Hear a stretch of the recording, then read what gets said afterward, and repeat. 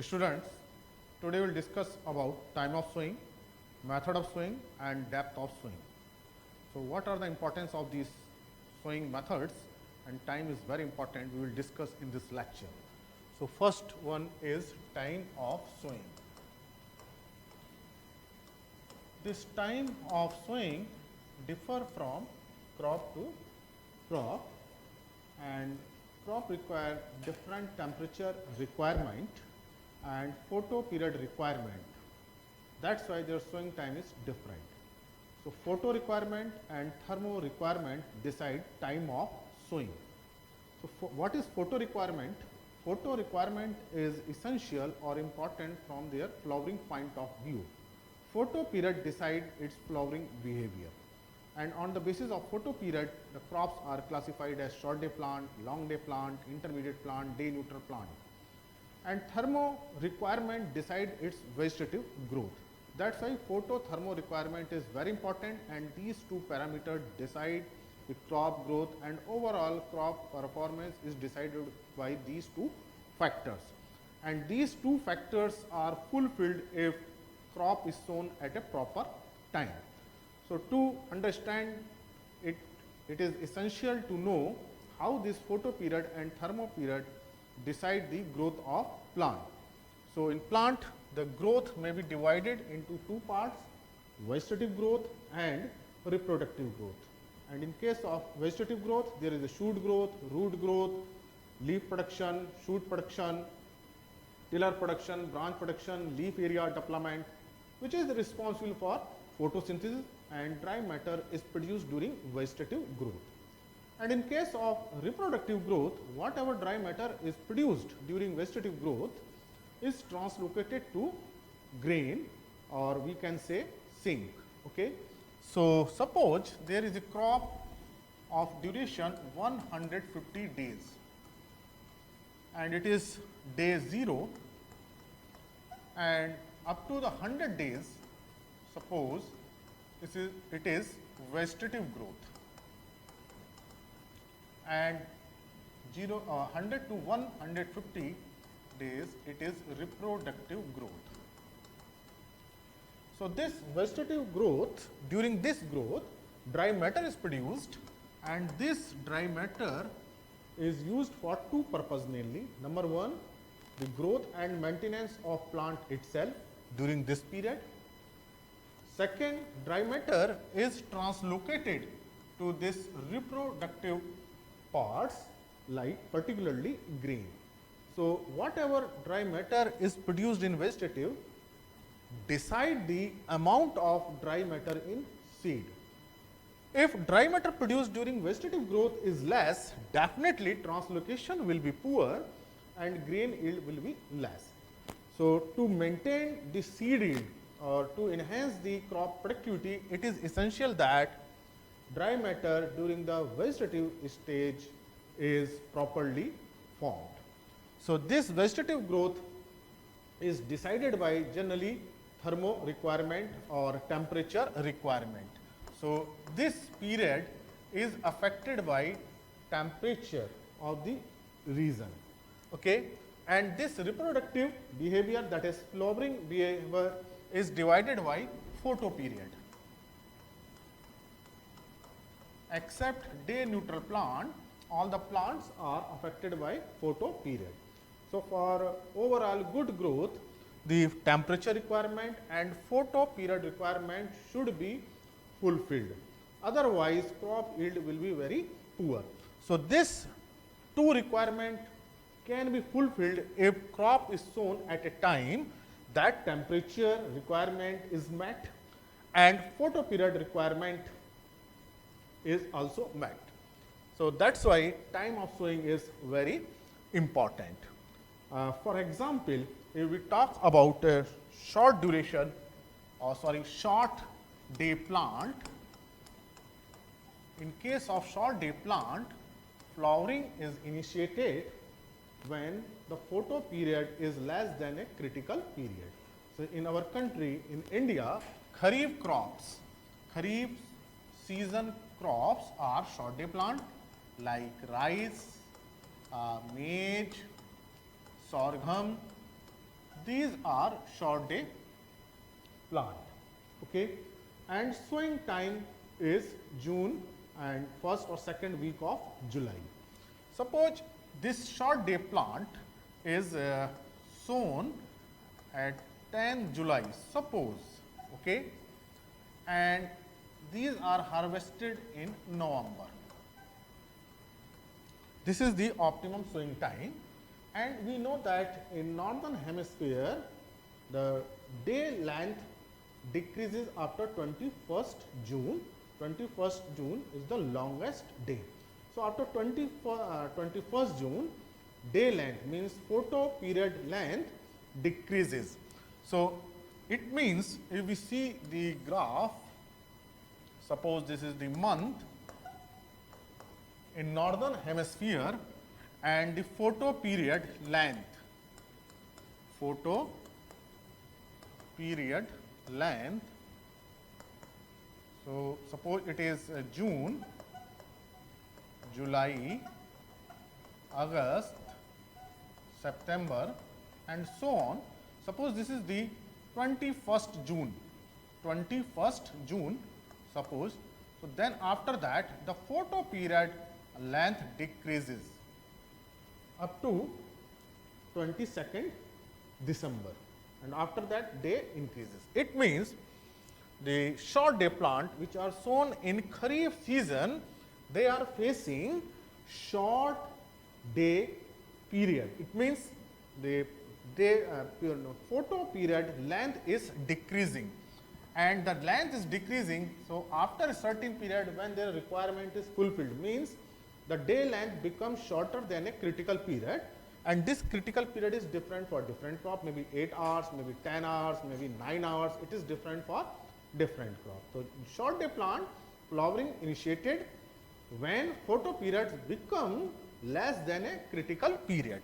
Suppose this is the critical period when the photo period is shorter than its critical requirement. It means here flowering will start and vegetative growth will be checked, because most of the crops are of determinate nature. Determinate nature means the crop attend vegetative growth and then flowering or reproductive stage start, and after reproductive stage there is no vegetative growth. And other category is indeterminate nature. In case of indeterminate nature, vegetative and reproductive growth take place simultaneously. For example, pulses. Pulses are of indeterminate nature, but cereals and other crops are of determinate nature. So, after a critical period the flowering will start and here will be reproductive growth, and here will be vegetative growth. So, during this period vegetative growth is good, dry matter is produced properly in the plant, and then when flowering start, then vegetative growth is checked and the dry matter produced here during this period. Okay, some dry matter is utilized by the plant itself for its maintenance of shoot, root, leaves, etc., production of other plant part, and some dry matter is translocated into dry matter. Okay, and this dry matter is accumulated into seed and then it is yield. So, this is the phenomena of a normal sown crop. But what happens if crop is sown, for example, late? Suppose it is 25th July. Okay. So, definitely flowering will be here, because flowering depends on photo period. Once the photo period requirement is fulfilled, then flowering will start. Flowering will not start at this point, not at this point, not at this point. Flowering will start at this point. Okay? So, this is the flowering. It means the dry matter production period is only this one. Okay? So, the dry matter produced is very less, but dry matter production is less, then translocation will be very less, then seed dry matter production will be less, then it will be low yield. So, this is the relevance of time of sowing. So, once the sowing is delayed, the vegetative growth will be less, and consequently during the reproductive phase, the dry matter accumulation will be less. So that's why we should go for normal time of sowing. For example, if we take another example of early sowing, suppose one farmer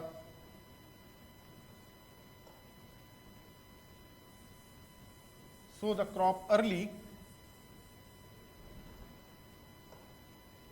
Suppose sow the crop at 15th June. This is the early sowing. Early sowing. This is timely sowing. And this is late sowing. So in case of early sowing, flowering will start at this period, because at this period the photo period requirement is fulfilled. Flowering initiated after photo period requirement fulfillment. Okay. So it means this is a long period, long vegetative period. No doubt dry matter production is more, and we can expect more dry matter yield or grain yield in reproductive phase. But what happens, this early period expose the crop to insect, to disease. There is a foliage, so there may be chances of abiotic stress, maybe dry spell, maybe biotic stress, for example fungal infection, bacterial infection. So during this period, actually the temperature is high, then growth will be less. First, early growth is less because of high temperature. Since temperature affect the vegetative growth, a particular range of temperature is required. So in mid-June, temperature is very high, so early growth is very less. It takes more time for development of root and shoot. Secondly, crop is exposed, vegetative period is exposed for longer period, more chances of incidence of disease, insects, weeds, and other abiotic stress like drought or heavy rains. And there is no advantage in terms of dry matter production largely. So that's why neither early sowing nor late sowing is advantageous, and we should go for timely sowing. So this is the importance of time of sowing. Now in case of long day plant, what happens? In case of long day plant, flowering is initiated when photo period requirement is more than a critical period. For example, more than 8 hours, more than 10 hours, more than 12 hours. Okay. So in our country, in India, long day plants are sown in Rabi season, that is November, October, November. Wheat is very good example. Wheat is good example of long day plant. So Rabi season sown crop are long day plants. So if we, and in this case both temperature and photo period are responsible for overall growth of plant. So these crops require low temperature for vegetative growth and long photo period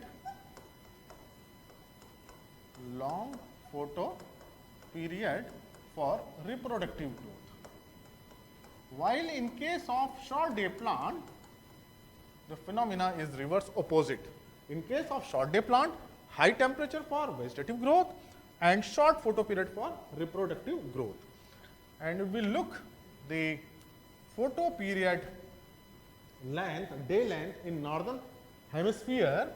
So this is this 21st December, and this is the January, February and March and so on, and this is the length of photo period or day length. Okay.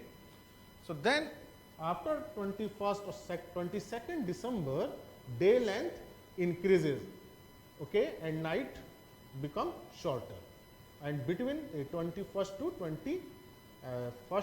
21st September to 21st December, the day length decreases. So, this is the phenomena. Okay. So, after 21st December, day length, suppose this is the day length, then it start increasing. Okay. So, and in case of long day plant, suppose requirement is here. So, once the period is achieved here, then flowering start. Another crop requirement is fulfilled here, then after this date flowering will start. So, this is the effect of photo period on flowering. So, different crop have different photo requirement.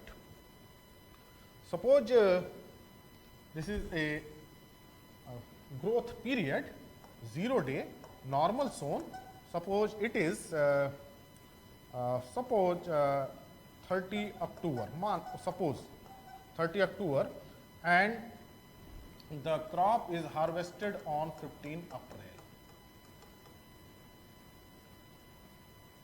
So, this is the normal zone crop, and flowering start here at this period, okay, when the photo period is requirement fulfilled, maybe 20th February, maybe 15th February, maybe 10th of February, it depends upon crop to crop. So, during this period it is vegetative growth and it is reproductive growth. And same phenomena is applicable as in case of kharif crop. Suppose sowing is late, suppose it is 30th November. Okay. So, this is the flowering.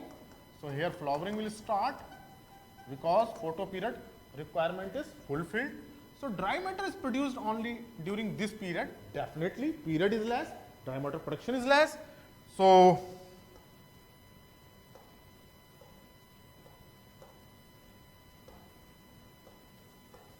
वो slide देखना कहाँ गई?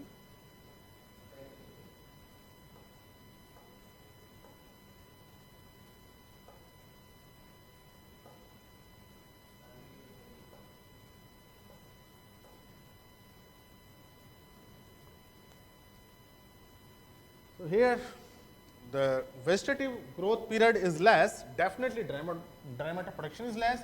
So, translocation of dry matter is less. So, that is why yield is low.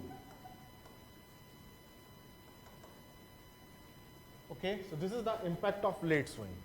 Another maybe that early sowing, suppose 1st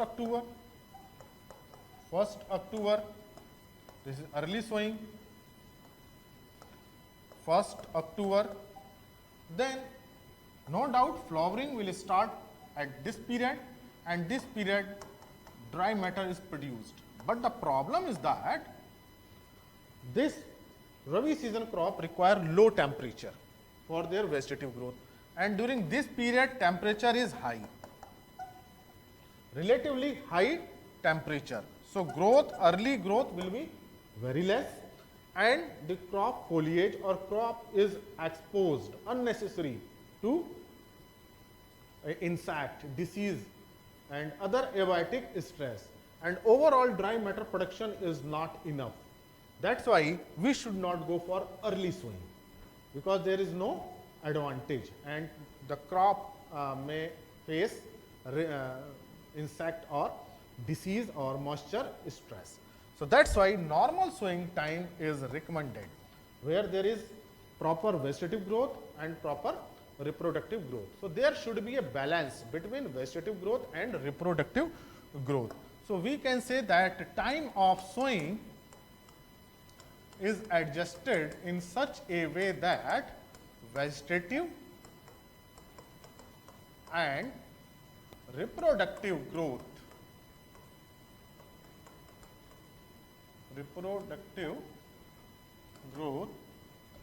are proper. There is a balance between vegetative and reproductive stage. If vegetative growth is less, definitely dry matter production will be less and yield will be less. Okay. And it is not like that if we are going for early sowing, then there will be more dry matter production. No, because in early sowing crop will face high temperature, and then in this case there will be no dry matter production. So, this is the relevance of time of sowing. So, now I hope you have understand that what is the importance or significance of time of sowing and how time of sowing affect crop performance or crop yield. Then next is method of sowing.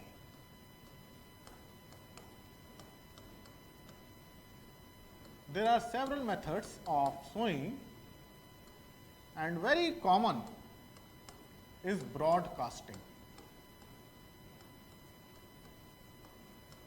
And in case of broadcasting, seeds are broadcasted on the field without maintaining any spacing. And suppose this is the field, seeds are broadcasted in haphazard manner here and there, and no spacing is maintained. So this is very easy method, no time taking, no labor is required, and seeds are broadcasted or distributed over a field without maintaining any spacing, plant to plant or row to row. And in this case, okay, suppose weeds are immersed here. So this red color is weed. Okay, so weeding is difficult. Okay, so it takes time for weeding because no row interspace is there. So weeding is very difficult. Then intercultivation like earthing, for example, in case of maize, earthing is important. For example, in case of sugarcane, but not in sugarcane, in case of rice, conovidar is important.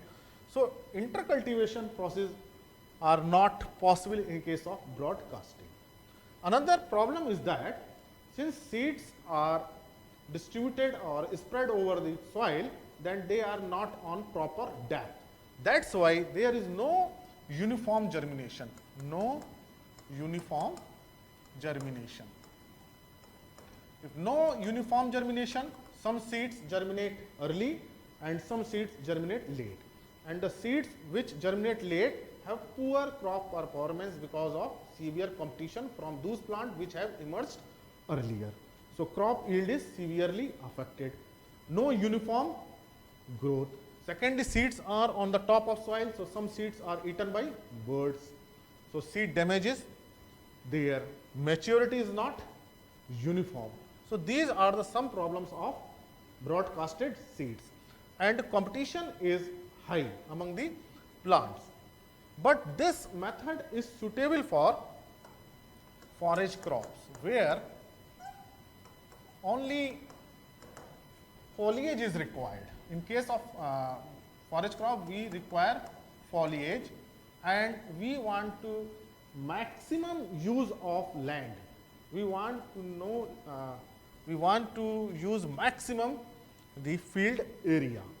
So if our interest is in foliage, in shoot, for example, Berseem, then broadcasting is good method because it utilizes the every inch, every part of the land. So forage crops are generally grown by broadcasting method, where herbage yield is our economic part.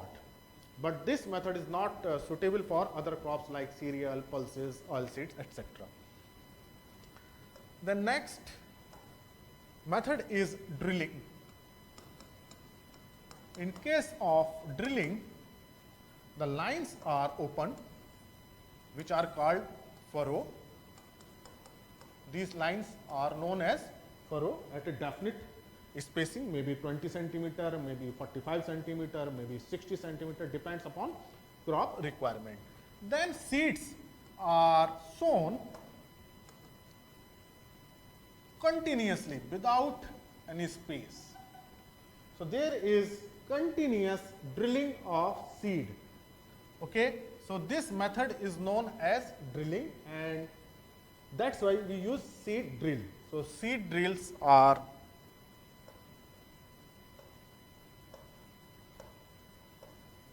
देखना यार चला जा रहा है कहाँ यार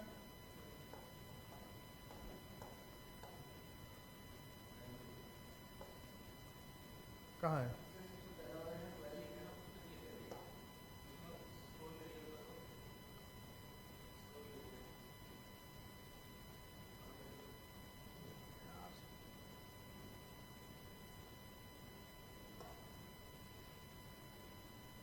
So, now it is clear that in case of drilling, furrows are open, rows are open, these rows are known as furrow or row, and then seeds are continuously placed, continuous placement of seed without maintaining the spacing, it is known as drilling, and it is very common in case of wheat, it is very common, oilseed crops like mustard.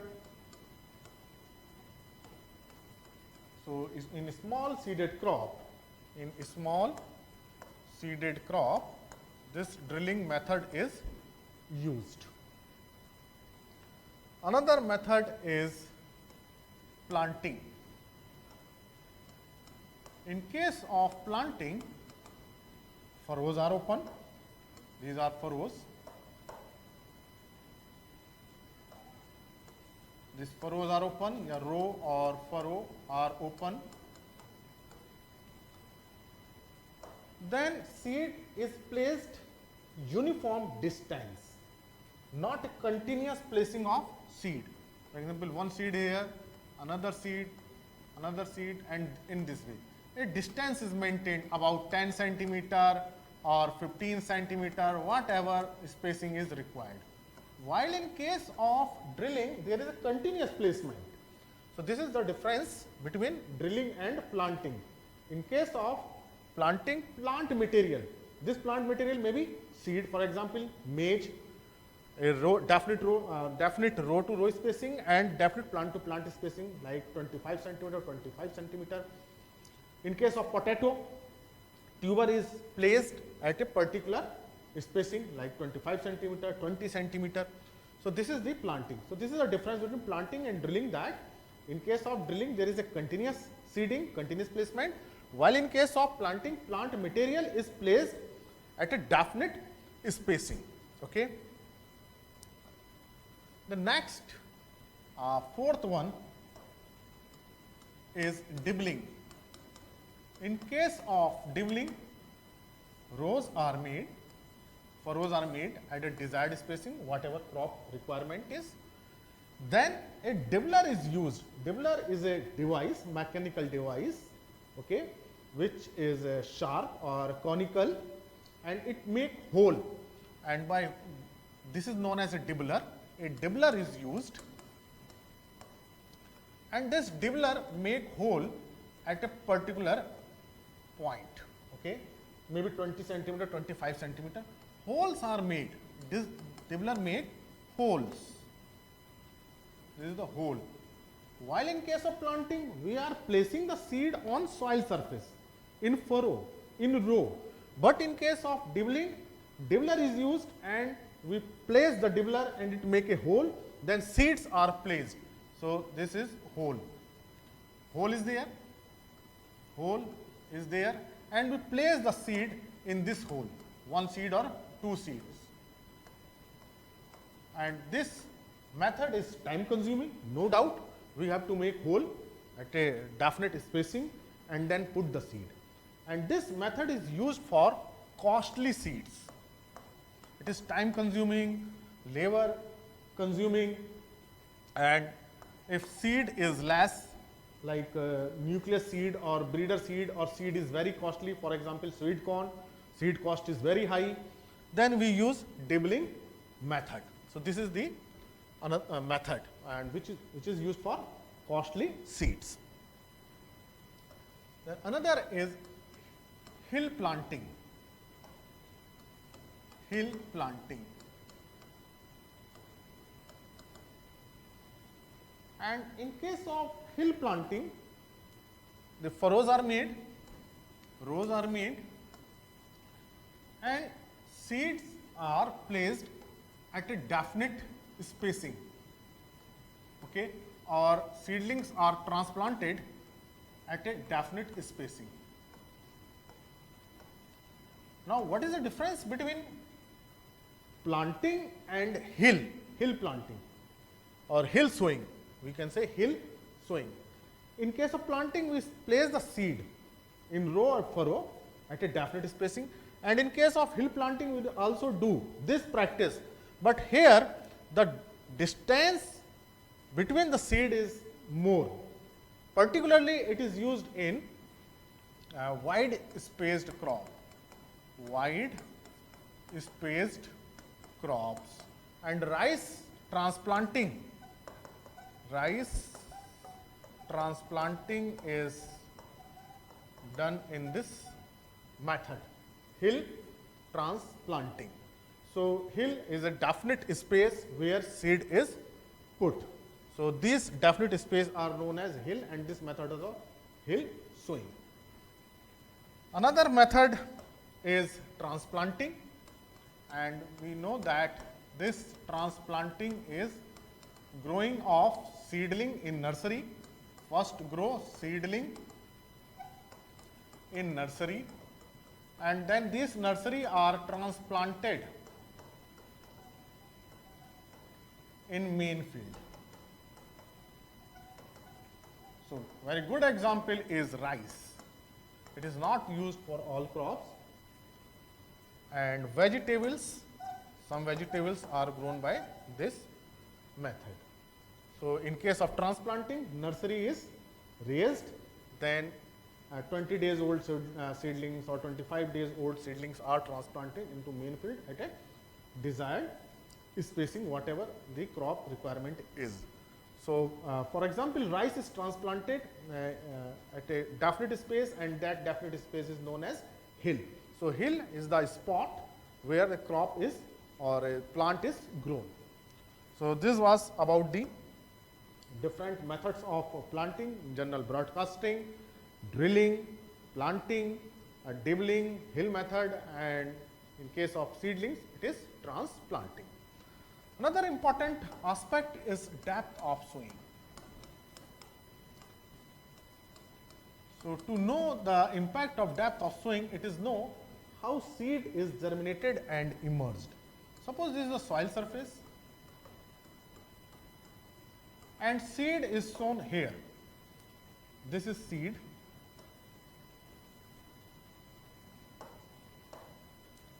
This is seed, okay. It is sown here, and then radicle growth, then plumule growth.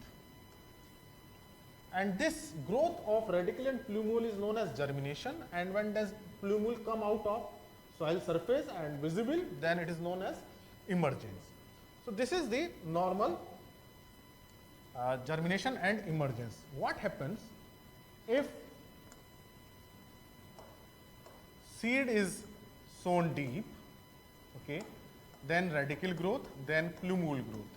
But in this case, plumule is unable to come out of soil surface. So, germination is there, but no emergence. Okay. So, there is no emergence, it means there is no crop establishment. So, deep sowing is disadvantageous.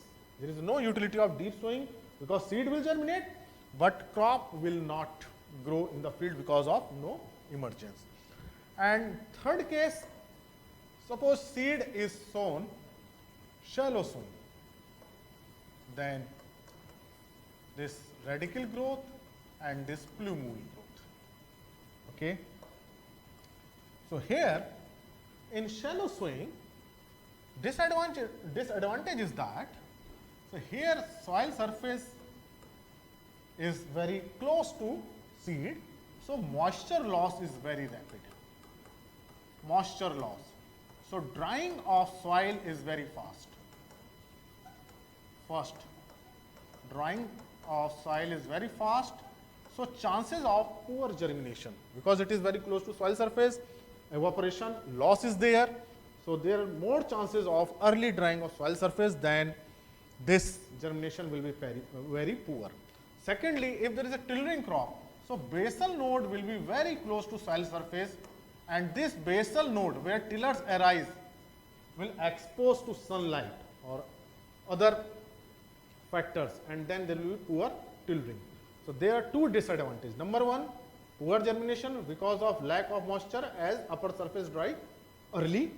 Second, basal node is exposed where tiller arise, so tillering becomes poor. Okay. So, that side depth of sowing is important from germination, emergence and crop establishment point of view. So, this is the importance of depth of sowing. Next, how The depth of sowing is affected. Factors affects depth of sowing. So we have discussed about importance of depth of sowing. And now what are the factors which influences depth of sowing? Number first factor is seed size. What is the seed size? If seed size is small, okay, suppose small seed, so its radical growth and plumule growth will be less. If seed size is more, then its radical growth and plumule growth will be more. If seed is bold, seed is large, okay, so for large seed, for example maize, okay, deeper sowing, about in general 5 to 6 centimeter. With small seeded, for example mustard, then shallow sowing, but in shallow sowing 2 to 3 centimeter. But in shallow sowing, what is the problem? Problem of drying of soil moisture. That's why there should be optimum soil moisture. Moisture should be maintained in such a way that it retained into the soil up to the emergence. So if moisture is less and crop is small seeded, then there is more chance of poor emergence. So we should take care of soil moisture while we are going for sowing of small seeded crop. So seed size. Another factor is food reserve. We can say food reserve. How much is the food reserve in cotyledon which support the growth of radicle and plumule? If there is sufficient food reserve, then we can go for deeper sowing. If food reserve is less, then shallow sowing is advantageous. This food reserve is related with the seed size.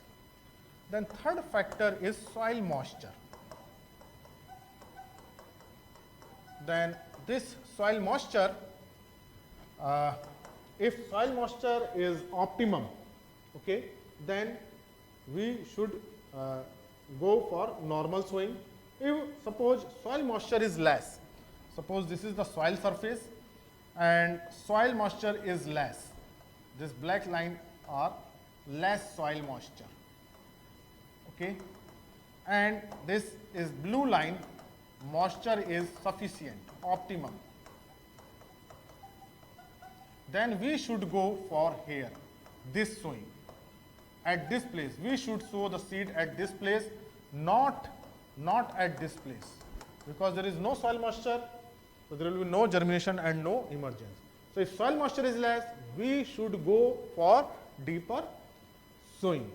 But we should take care of that seed size is large. If seed size is not large, then the plumule will not come out of soil surface. So we should take care of two things. Number one, seed size, that is related with the food reserve and coleoptile length, radical length, and second one is soil moisture, which is responsible for germination. So these two factors are very important, which decide the depth of sowing. So in general, large seed we should go for 5 to 6 centimeter, and a small seeded crop 2 to 3 centimeter. So we discuss about the importance of depth of sowing and what should be the depth of sowing and what are the factors which affect depth of sowing. So I hope you have understand this lecture about the significance of time of sowing, method of sowing and depth of sowing. Thank you very much.